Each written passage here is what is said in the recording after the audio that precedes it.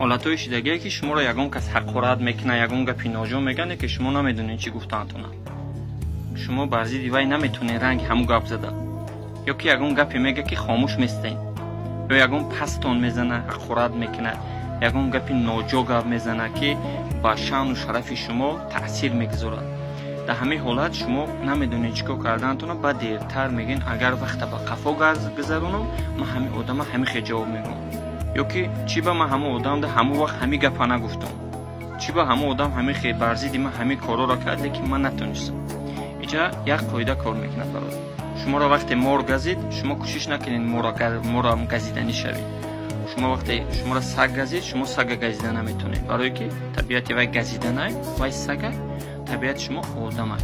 شما برای یک سگ شده طبیعتتون را عوض کردن نمیتونید. مار وظیفش نش زدنه. وای شاید که چندین بارون نش زدگه وای میتونه نش زدن، شما نمیتونه نش زدن. شما اگر همه حالت دتونین همه آدم یگان نصیحت کرد، یگان سخن خوبتر گفته که همه آدم دیگه شده بتونه همه آدم ده تاثیر کنه، مرحمت سخن کنه.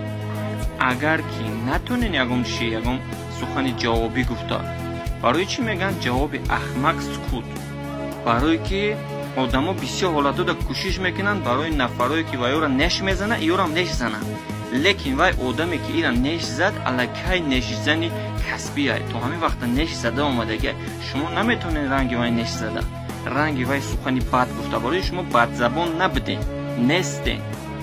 وای بد زبان بودو هست، شما خودتون با وای برابر کردن نمیتونین. وقتی سگ شما را گزید شما میبینید تب و بد میکنید و آینده ای سگ احتیاط میشین، نه اینکه میره شما را مای گردنی سگ میگه.